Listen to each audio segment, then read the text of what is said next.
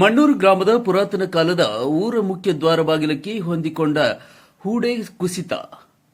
MTV ಮಾಡಿದ ವರದಿಗೆ ದಿಢೀರ್ ಗ್ರಾಮಕ್ಕೆ ನೀಡಿದ ಶಾಸಕ ರಾಜಗೌಡ ಭೀಮನಗೌಡ ಪಾಟೀಲ್ ಹಾಗೂ ತಹಶೀಲ್ದಾರ್ ಪ್ರಕಾಶ್ ಸಿಂದಗಿ. ಕಳೆದ ಶನಿವಾರ ಸತತವಾಗಿ ಬಿದ್ದ ಭಾರೀ ಮಳೆಗೆ ಹೂಡೆ ಗುಮ್ಮಟ ಕುಸಿದ ವರದಿ ಮಾಡಿದ ಎಂಟಿವಿ ಇಂಪ್ಯಾಕ್ಟ್ಗೆ ಮಣ್ಣೂರು ಗ್ರಾಮಕ್ಕೆ ದೇವರ ಹಿಪ್ಪರಿಗೆ ಶಾಸಕರು ಹಾಗೂ ತಹಶೀಲ್ದಾರ್ ಅಧಿಕಾರಿಗಳ ತಂಡ ಸ್ಥಳಕ್ಕೆ ಭೇಟಿ ನೀಡಿ ಪರಿಶೀಲನೆ ನಡೆಸಿದರು.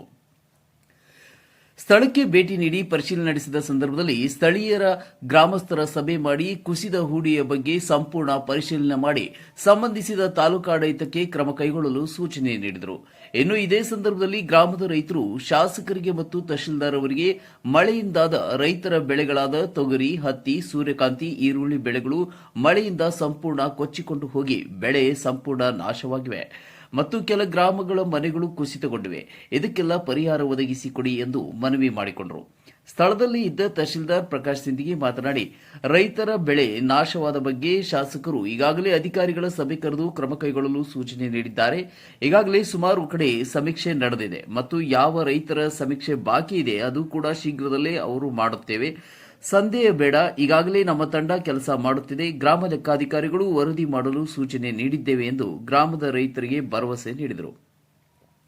ಸತತ ಶ್ರಮಜೀವಿ ಶಾಸಕರು ಕ್ಷೇತ್ರದ ಅಭಿವೃದ್ಧಿಗೆ ಹಗಲಿರುಳು ಜನರ ನಾಡಿ ಮಿಡಿತ ಅರಿತು ಕೆಲಸ ಮಾಡುತ್ತಿದ್ದು, ಇನ್ನೂ ಅನೇಕ ಅಭಿವೃದ್ಧಿ ಕೆಲಸ ಮಾಡಲು ನಿಮ್ಮ ಸಹಕಾರ ಇರಲಿ ಎಂದು ಶಾಸಕರು ಮನವಿ ಮಾಡಿಕೊಂಡರು.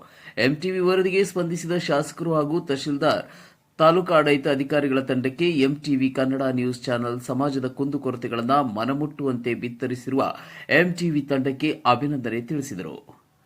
ಚಿದಾನಂದ ಬಿ ಉಪ್ಪಾರ್ ವರದಿಗಾರರು.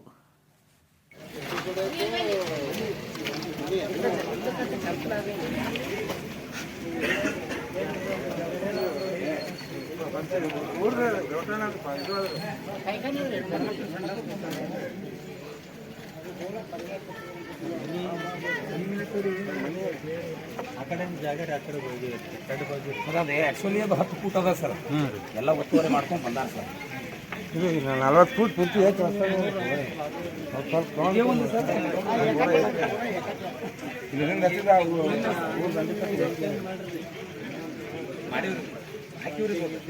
ಹಾಕಿದ್ರಿ ಅದು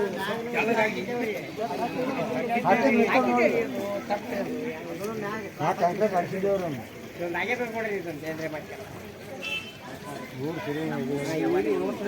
ಮಾಡ್ಬೇಕ್ರಿ